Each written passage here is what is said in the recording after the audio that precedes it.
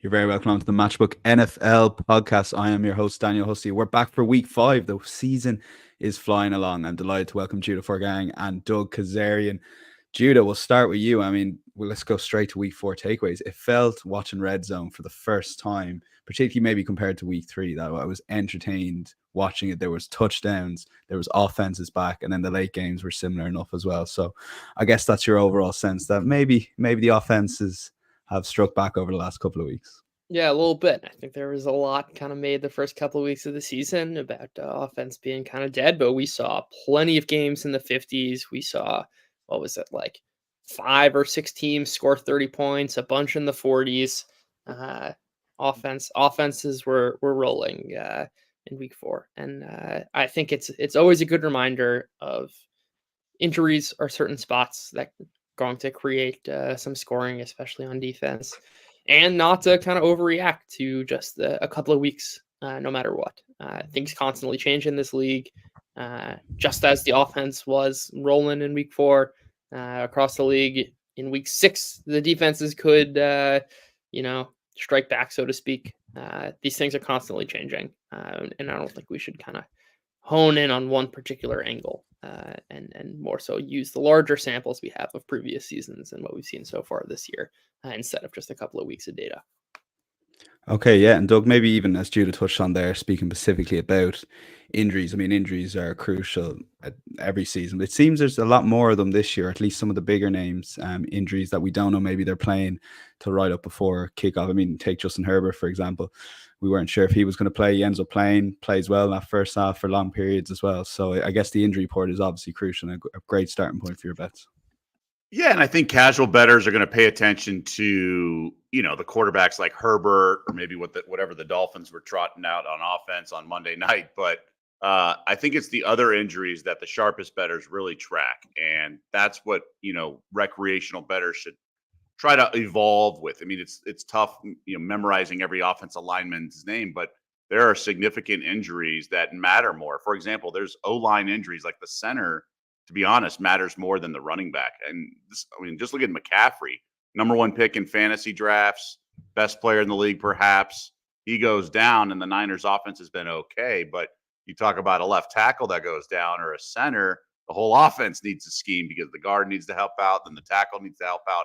And then when you talk about cluster injuries and focused in one spot, like the Chargers were Slater and Alt, that was really significant, although Kansas City didn't really take advantage till the very end. But I would say just, that's sort of my big takeaways. There was a lot of these injury reports. Just something simple like, Arizona's offense being limited with McBride banged up and things along those lines. I think, one area I've really evolved with is paying attention to the injury reports and contests out here in Las Vegas. You can use the Thursday game on your 5 picks for these major contests, but you have to turn in all 5 on Thursday. And most pro bettors do not even consider the Thursday game, even if they like it, because they need the other 4 plays. They need to get that injury report Fridays and Saturdays. So it's something that, every year we try to take a step forward in our handicapping. That's one area where I would encourage some of our viewers and listeners to do that. Absolutely. And we are, of course, recording this on Wednesday ahead of time. The guys are picking up their bets at the time of recording based on current lines, etc. So if you are listening over the weekend, do check out those latest injury reports. And as the guy says, Eagles are a perfect example there. The amount of players they were injured in hindsight maybe went off at the wrong price there last week. And before we get going, we'll cover 4 marquee games if you're new, and then we're going to do any other bets, long shots, best bets, and all the timestamps are in the description for those that want to go back and forth. All we ask is for you likes, follow, and subscribe wherever you're watching or listening. Check out insights.matchbook.com for a full recap of all the guys' picks. We have a money back bet builder special every week with Sam Fardy. That's available on our social channels come Friday. And if you want to place a bet on the Matchbook Betting Exchange, you can do multiples now, but you can also do bet builders if you want to take on props, that sort of thing. So while we're checking out the Matchbook Betting Exchange, we've got the competitive prices of an exchange, but also the best of a sports book with the bet builder. And we see a lot of you guys heading over to that bet builder. So do check it out. Let's move. So the 4 games. We're going to start with the London game. Jets at Vikings. We've got Ravens at Bengals, Packers at Rams, and Sunday night football, Cowboys at the Steelers. So let's take a look at the London game betting that we currently have on matchbook.com. You come back the Jets at 236 underdogs to the Vikings, who are 171. Who'd have thought it'd been that far apart a few weeks ago? The Jets are plus 2.5. Vikings laying 2.5. The total currently set at 40.5. Doug, yeah, let us get to those lines because the Vikings have been so impressive. So I guess some people come into this game checking their coupon will be surprised they're only marginal favorites. I guess it's just how far the team has come for so long and whether they should perhaps be further enhanced by the market. Yeah, you said what the line was a couple weeks ago. Even just last week, the line was certainly different. But the Jets laid that egg against Denver, and I like the Vikings in this spot. I just wish, I wish Denver had, I wish the Jets had at least eked out a close win because I'd be looking to fade this Jets team. I think there's a little bit of disarray, which shouldn't shock you with Aaron Rodgers involved. But I mean, with the whole Robert Saleh thing and whether the hard count is something they were bickering at. I mean, Rodgers has been placated and gets his way. He's like, Saleh's not going to win that face-off. And just in general, I think it's kind of fascinating. The betting market tends to be stubborn with a lot of teams, and they don't react right away. And so they've been, they being the betting market, has been dragging its feet all along. And then finally, after 4-0 Vikings, they become the favorite in the division. The Sam Darnold MVP futures, the NFC and the Super Bowl futures for the Vikings finally just all of a sudden swing. And so this would be a time in traditional sense to bet against them and to fade them. And I know the Packers got some steam last week, but I don't know if this is the week. I think this Jets team is sort of disjointed, I guess would be a way to put it. The receivers haven't really started taking off. Rodgers takes his sweet time. I think this Vikings defense, now I know Rodgers is a veteran, but Flores, everything we read, everything we hear is really complicating matters for opposing quarterbacks. And Rodgers does like to get to the line of scrimmage early. Like he did that in week 1 on Monday night. He was almost like in the shotgun at 13 seconds to go on the play clock so he could read things. But I still think he's going to have problems with his Vikings team. And I don't think we see an egg laid quite yet with Minnesota. It's coming, but I don't think it's this week. So I'll take the Vikes here. Okay, Vikings for Doug. Judah, over to you. Is this a good spot for the Jets? A good matchup against the Vikings here? I think it could be. And I think it works on both sides of the ball. And on the Jets offense side, I think, Doug, kind of to a couple of your points, I actually think it plays to the benefit of the Jets, which is that, like, in this kind of cat and mouse game of Brian Flores and his scheme, I think that Rodgers is particularly able to, and Brian Flores uses a ton of disguised coverages. This is an area where Rodgers has historically been very successful. And I think another kind of key element here is the Vikings defense has relied a lot on turnovers, especially their pass defense. They've allowed like 7 yards per attempt each of the last 3 games. They are allowing plenty of yardage. And I think this is a Jets offense that can still take advantage of them. I also would not discount that the Jets have not been able to get Garrett Wilson going. And I think a lot of that is a function of some of the matchups that they've had. And I think there's probably maybe no bigger of a delta between a wide receiver 1 and wide receiver 2 across the league than Garrett Wilson to Alan Lazard or whatever's left of Mike Williams. And I think that this is actually a pretty sneaky good spot for Wilson, and that can help kind of get the Jets going. And on the defensive side of the ball, we have seen Sam Darnold been absolutely incredible in basically schemed plays. And by that, I mean plays where like Sam Darnold doesn't have to create. He's got open receivers for him. The blocking holds up, things that I call non-disruption plays. And he is like 2 times better than the next closest. Now, I think that's probably directionally accurate. And in this Kevin O'Connell offense, they are probably going to have some scheme success, right? I don't think Sam Darnold magically got super good.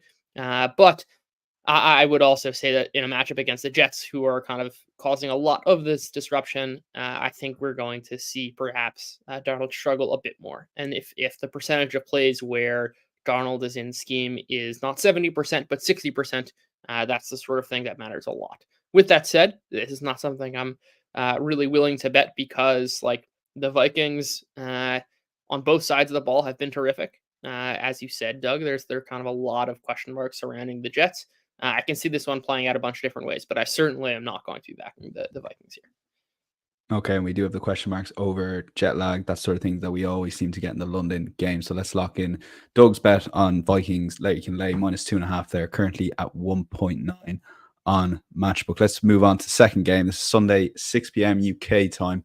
Ravens 173 at the Bengals, who are 228 on the money line.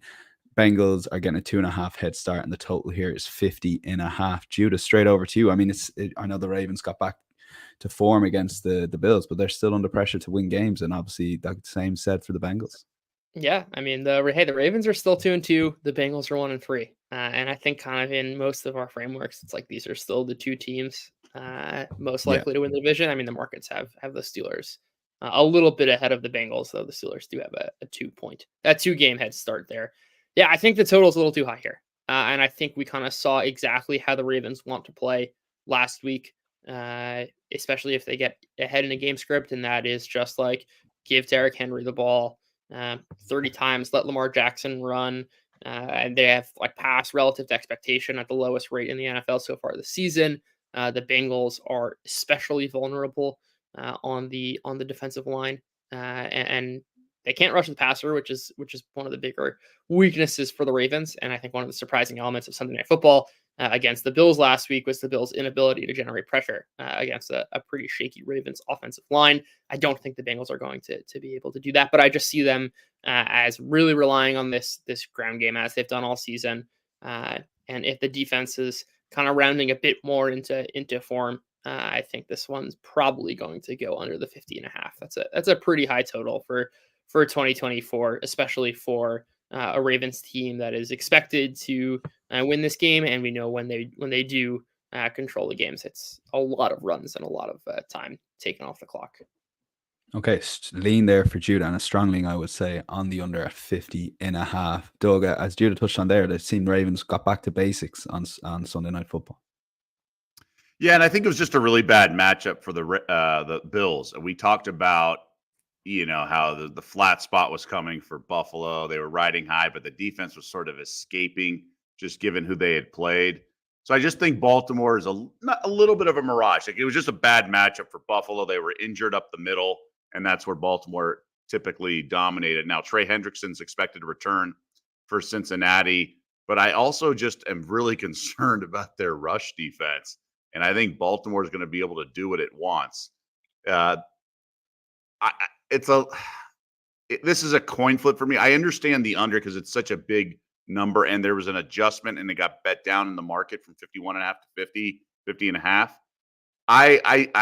It's a tough. I lean Baltimore because I need to see something from this Cincinnati defense. They've been an absolute mess. Even Carolina went up and down the field on them for the most part. So I can see the under because it's a really high number, but maybe the offense is sort of being restored, like Judah was talking about. I mean, what do we have? Like 9 or 10 overs last weekend. So I lean Baltimore, if anything. Okay, so there's a lean for Baltimore for Doug, and a strong lean, I would say, for the under from Judah. So take account when putting on your bets there. We're going to move on to one of the late kickoffs on Red Zone, Packers at the Rams, and take a look at the betting that we currently have on matchbook.com. Both teams looking to respond to defeats over the weekend. Packers are currently 1.6 favorites to the Rams, who are 254. The Rams are getting a 3.5 head start. The total for this game currently set at 47.5. So yeah, Doug, how much do you read into Packers comeback against the Vikings? I was watching some of it going, I mean, is this just really good offense? Jordan Love's getting them going finally after a poor first half, or was it the case that the Vikings sat off a bit, don't want to concede the big scores, the big plays, and you end up with that comeback sort of naturally, if that makes sense? I think it was a little bit of both. I think for sure the Vikes took their foot off the gas, so to speak. But I'm mad at myself. I didn't jump on maybe Minnesota first half. When you have a guy returning from injury, there's got to be a little bit of rust, especially against this Flores defense that disguises so much, that has plagued some quarterbacks. So Love's relatively young, all things considered, and he hadn't played. So shame on me for that one. But I think this is Packers get right spot. I think they're going to travel well. This Rams defense and Rams team in general is pretty banged up. Now, I think Stafford and some of the offense has been surprisingly good given the injuries at wide receiver. He's been playing really well. It's just they don't have the horses, And I think this Packers offense should really take off on the fast turf in LA against a defense that's really offered minimal resistance across the board. I mean, even that Bears offense and DeAndre Swift was running wild on them. So I'm going to roll with the Packers. I think it's a strong play for me. Okay, it's Packers currently -3.5. As we mentioned, that price incidentally above evens right now, 2.04 on Matchbook. And Judah, you're under similar lines with the Packers. Are you worried, concerned, maybe perhaps they take a while to get going, or was the case Jordan Love back from injury that was always going to be the case? I mean, I think they were moving the ball on offense. I think the turnovers were mostly the problem, and maybe the defense a bit as well. But this offense seems to be rolling on all cylinders. And I think in particular what the Packers want to do on offense, which is throw the ball deep. Jared Goff. Jordan Love has the second highest percentage of deep throws this season. We saw a similar number towards the end of last season. It's also a particular area of the game where he's pretty good. And the Rams are allowing the most explosive pass plays in the NFL by a massive margin. The gap between them and the second worst team is the same as the second worst team and the 15th worst team. They're absolutely bleeding explosive plays, and that's precisely how the Packers want to be playing their offense. And as Doug mentioned, I think they also should have absolutely no problem with the run game. And that's going to lead me to the alt here, which is that we talk all the time about, points and a point spread reflecting the fundamental value of teams relative to each other, but they are also real points and in real games. And I think this is a Packers offense which should really have their way. Basically, no matter how you slice the matchup, they have an advantage there. And to Doug's point, the Rams offense is really hurting. And Stafford's a particularly situational quarterback where you want to bet on him in the spots where he kind of has the matchup advantage. And certainly given the injuries here on the offense, and this is a Packers run game which got shredded by Saquon Barkley in week 1, but has been one of the best run defenses since then. I don't think they're going to be able to establish much of a run game. And then in the obvious passing situations, throw into Tutu Atwell, Demarcus Robinson, and some others is not exactly the recipe for success. I think the Packers can win with some margin here.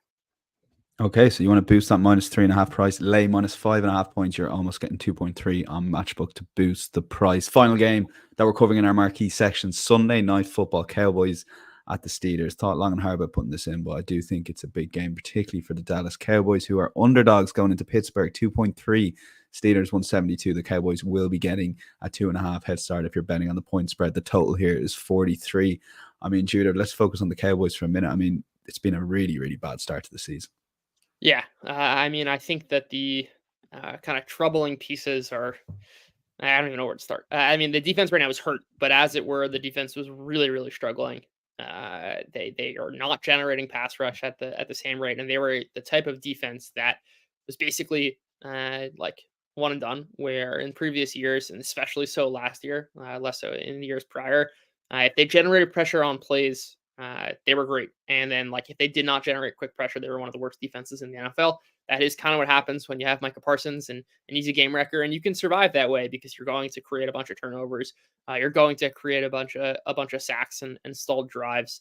But the pass rush, for whatever reason, Parsons hasn't been that good. Now he's hurt, and the defense has kind of atrophied some more and is allowing tons of separation. They're bottom 5 in that category, and the pressure has not been there either. And we've seen the results kind of show of them struggling.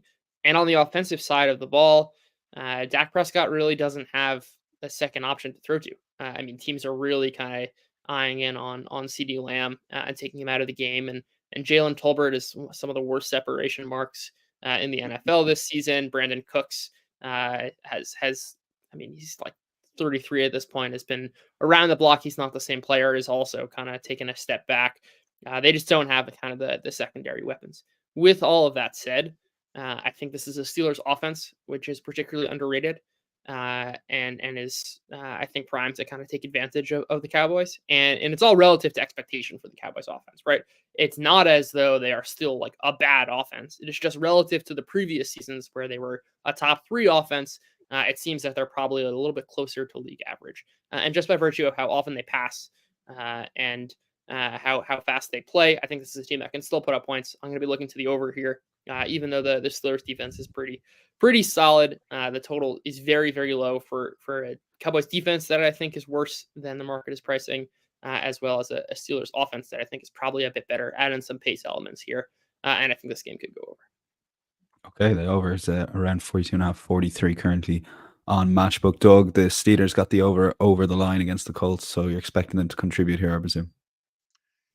Yeah, I just think it's a kind of a weird matchup. I do lean to the over because Dallas won't be able to run the ball. So they're going to have to throw, and things are going to happen one way or another.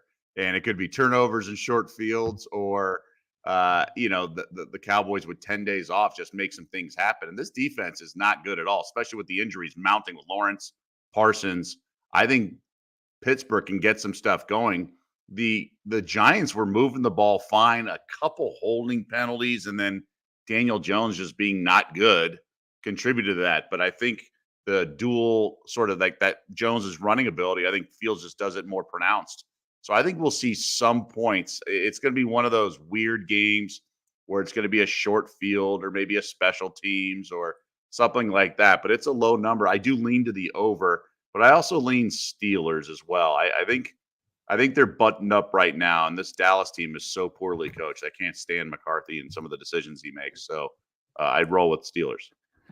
Yeah, very interesting. The Cowboys didn't get rid of McCarthy over the summer and may be made to rue that this season. So lean for Doug on the over and Steelers, but Judah locked in the over. And incidentally, the other bets we've covered on our marquees, both guys in agreement on Green Bay being the right side, -3.5, -5.5 for Judah. And Judah's a strong lean to the under in Ravens, Bengals, and Doug is with the Vikings for Jets at Vikings insights.matchbook.com. Full recap, all the guys' picks there. And coming up as well, Judah, we got hurt with the Bills on Sunday Night Football. We're going to the well again. I mean, what do you think of this matchup at the Texans? I'm expecting a great game, but I'm really unsure what side to go with here. Yeah, I think it should be a great one. Houston's kind of struggled a little bit, and I think there was a lot of projection built in, and I certainly was one of them of thinking that CJ Stroud would kind of take the next step. But I don't think that's actually been borne out in reality.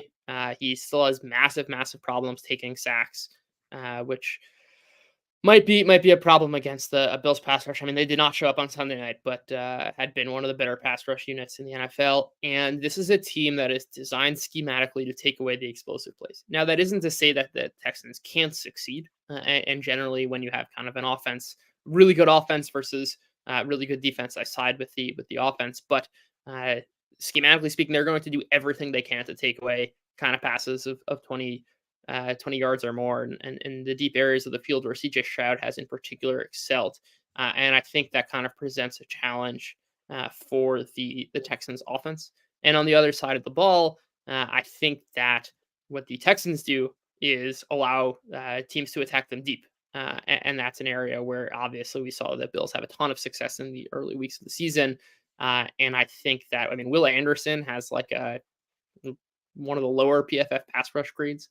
He has not been generating a lot of pressure. That's kind of one of the surprising developments of the season. And as it were, I think that kind of defensive matchups matter less to a quarterback like Josh Allen, who is so good extending plays, is so good kind of creating on his own, that I'm not too worried about the Bills offense. I think that when they're not in kind of this negative game script, as they fell behind really quickly, and I don't think that's going to be the case. Houston does not have the same running game to kind of attack the Bills. I think the Bills are just a better team, and I don't see any particular standout matchup angle as we kind of saw last week that would take me off them. I'm going to take them. I think they're a little bit mispriced here relative to what they've showed and kind of what the Texans have done themselves.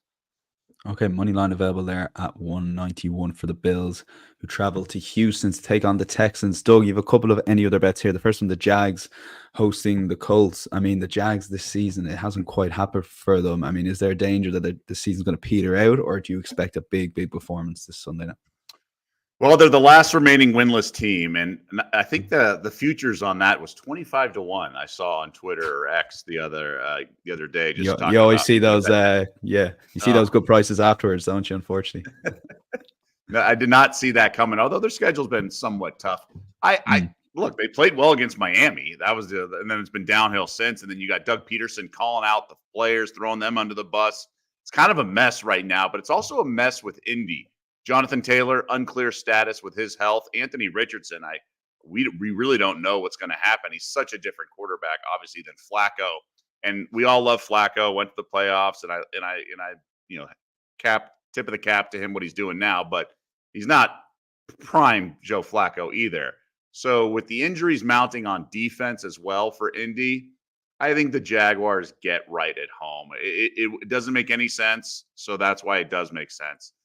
So I'll roll with the Jags. I think they get back on track. This Indy team, you have Gus Bradley pulling the strings, former coach of the Jags.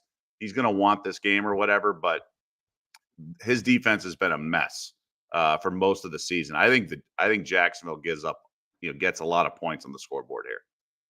Okay, that's Jags. We'll lock that in against the Colts. The second one of your any other bets is the Niners, who host the Cardinals. Cardinals banged up a lot of injuries. Niners the same, but you mentioned McCaffrey there at the start of the show. They've been able to bring in Mason. He's basically done pretty much the same. Their offense, no matter who gets injured, they seem to be able to cope.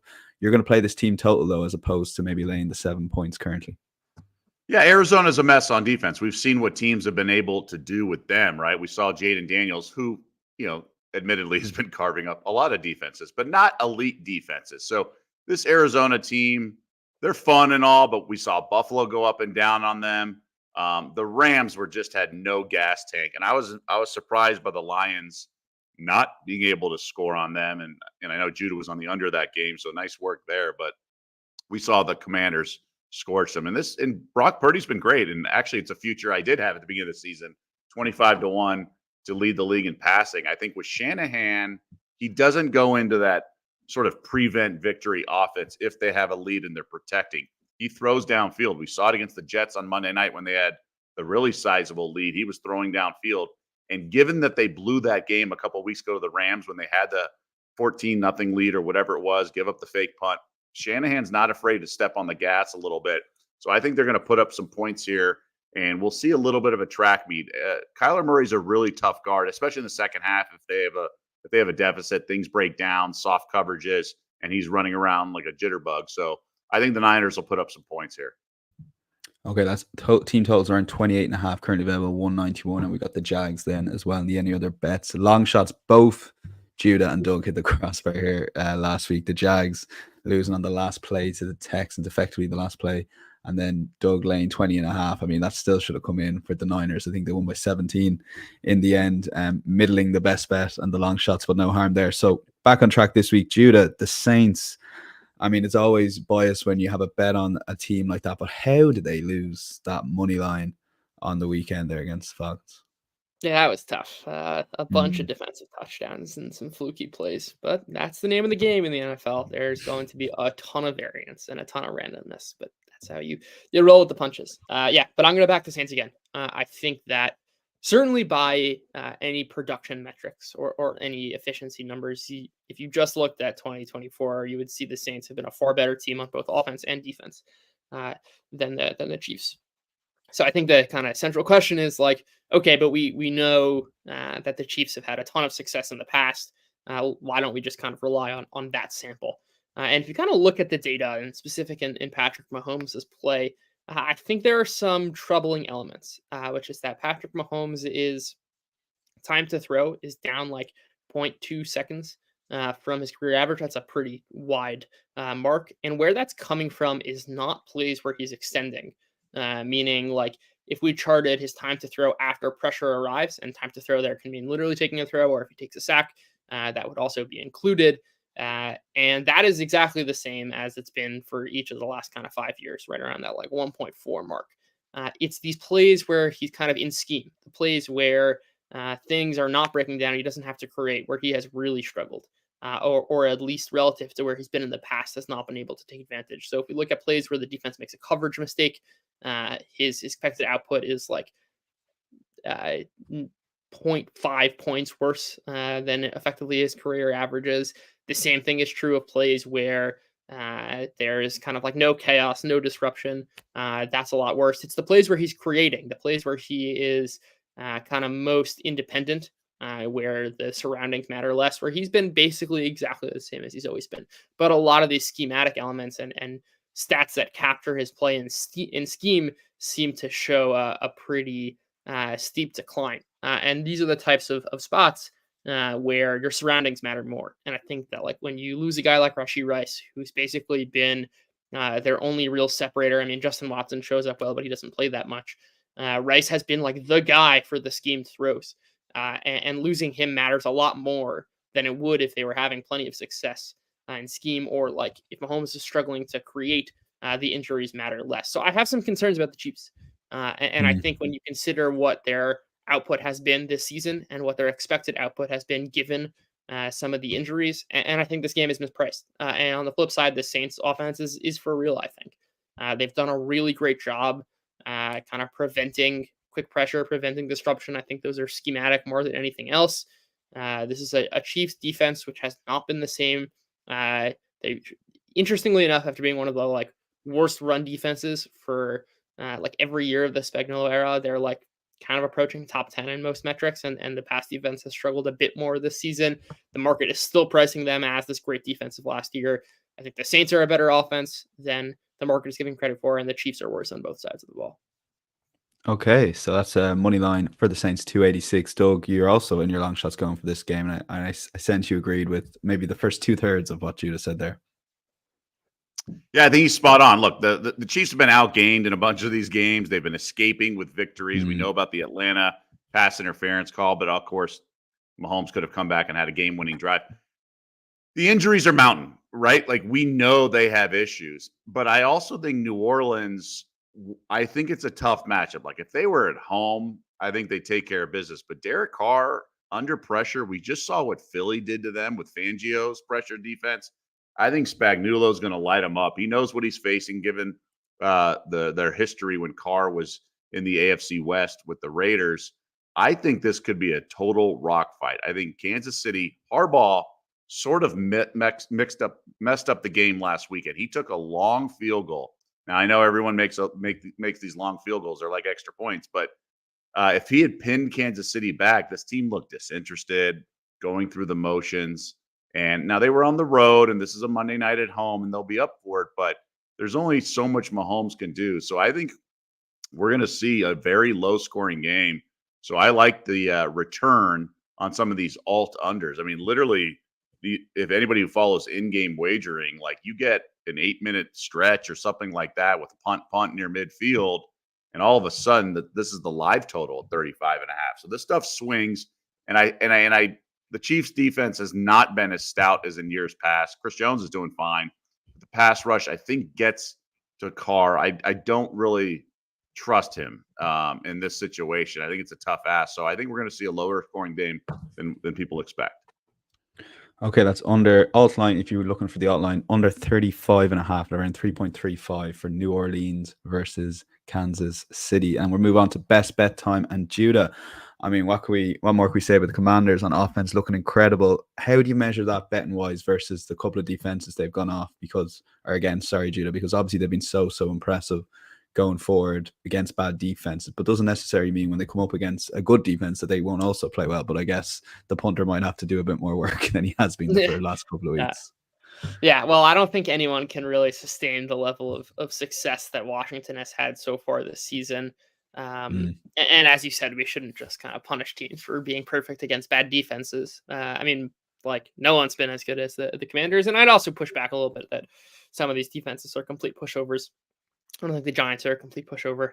I don't think Tampa is a complete pushover either, especially before all their injuries in the secondary, which certainly influence the defense right now. But yeah, I think kind of the question is how good is the Commanders offense and how good is Jaden Daniels? And I think what is perhaps most appealing about Washington is not even looking at their production, because as you said, a production can be a function of just like either some really good variance, playing easy defenses. What's particularly intriguing to me about Washington is that if you kind of split up the game into a bunch of different component parts and look at kind of more process-oriented stats, you'd see that Washington is like still by far number one. So I'm looking at things like, first off, their rushing attack. So there's some pretty compelling evidence that like the gravity that a rushing quarterback has on defenses will just increase your run game just by virtue of like linebackers needing to hesitate an extra second. We see this in some of the tracking data. And Washington has really utilized that to their advantage in the run game. They are like making run blocking mistakes at a extremely low rate. Their running backs also are some of the best after contact as well. But I think more importantly in the passing game, if we kind of break up plays into disrupted plays versus non-disrupted plays. So let's start with the disrupted plays. When the play breaks down, when there's either very good coverage and or pressure, Jaden Daniels has created at like a 50% clip, which is by far number one in the NFL. And also he has done a very good job, and this is kind of some capture of processing of like not getting into these situations in the first place, which is kind of the most important step perhaps in quarterback play. He's doing a very good job recognizing this. And it's also, I would say, like, I'm not a film guy, but it's pretty easy to see on tape that he is processing well when like he doesn't have his reads. He's just taking off and scrambling, oftentimes in these short situations and sliding down for a first down and avoiding these negative plays. And then on plays where there is no disruption, on like your typical kind of like stay within the system plays, he is a track that's called destroy rate. He is not either scrambling for negative yardage, taking sacks, throwing the ball away, or making kind of throws to non-open receivers. That would be destroying a play.